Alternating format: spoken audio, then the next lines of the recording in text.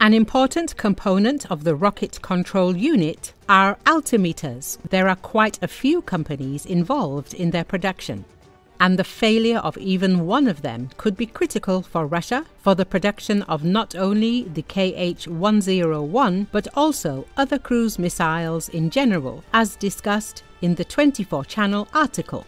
There are quite a few companies that are involved in the production of altimeters for Russian cruise missiles. The general scheme of the production cycle of altimeters for cruise missiles of various types look like this. UPKB Detal sends requests to the purchaser, TRV, for the quantity of necessary goods, after which the royal firm buys the necessary goods from various suppliers and sends them to the customer.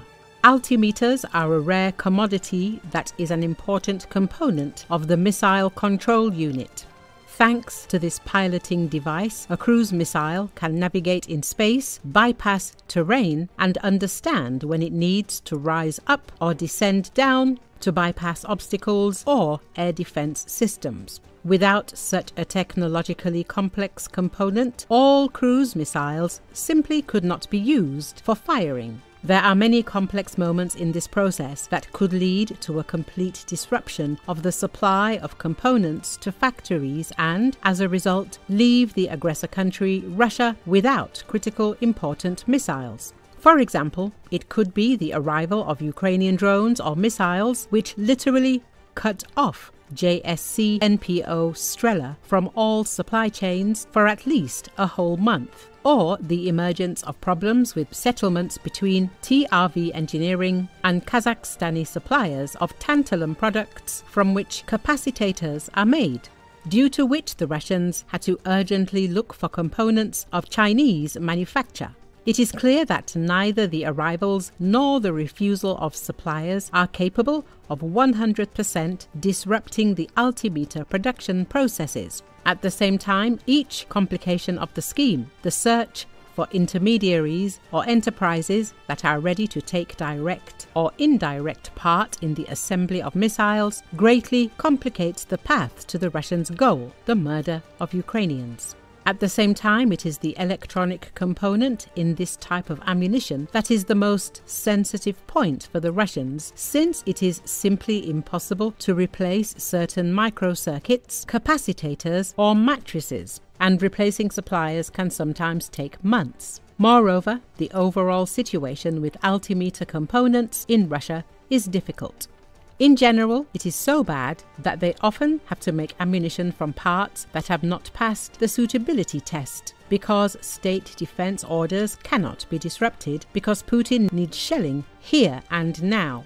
Manufacturers prefer to fulfill the terms of contracts on time, at all costs, and whether the missile will look normally or fall on the heads of someone in Belgorod, these are already nuances. The article says,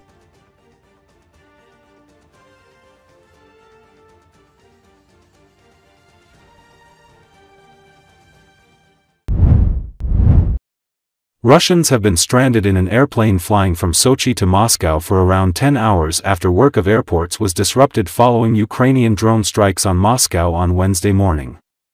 A video circulated in Facebook of DA's channel shows passengers in Sochi-Moscow airplane waiting impatiently to be landed.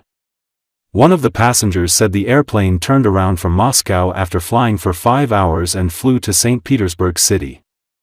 The duration of the flight was supposed to be 3.5 hours. The passengers are seen arguing with the stewardess in the plane. One of the passengers is said to have health problems. The pilot can be heard telling passengers that the plane was waiting in a queue as the St. Petersburg airport was overcrowded after the closure of Moscow's airspace.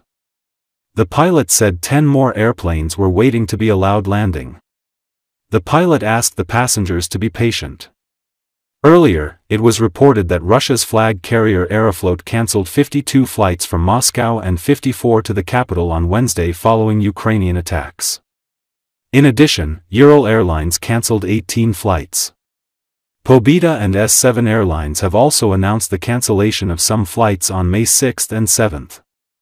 Attacks were reported on a number of military and defense facilities across Russia on May 7 morning. В это сложно поверить, но мы находимся в салоне самолета уже практически 10 часов. Хотя продолжительность полета должна была составить 3,5 часа. То есть вылет 19:05, рейс 11:33, Сочи, Москва. А на данный момент 5 часов утра, уже начало 6-го, мы до сих пор в салоне самолета. Какой-то просто бред. Там уже кому-то плохо стало. Ну, я все понимаю, там операция «Ковер» или как это называется. В общем, нас развернули из Москвы. Мы там кружили 40 минут над аэропортом. В итоге нас развернули, и мы полетели в Питер. Прилетели в Питер в час с небольшим. Сейчас время начало 6-го, мы до сих пор в самолете. Что происходит вообще? Вопросов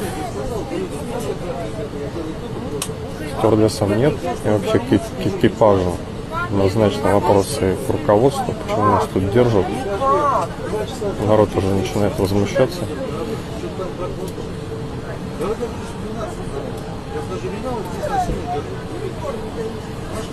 Это реально держат как заложник.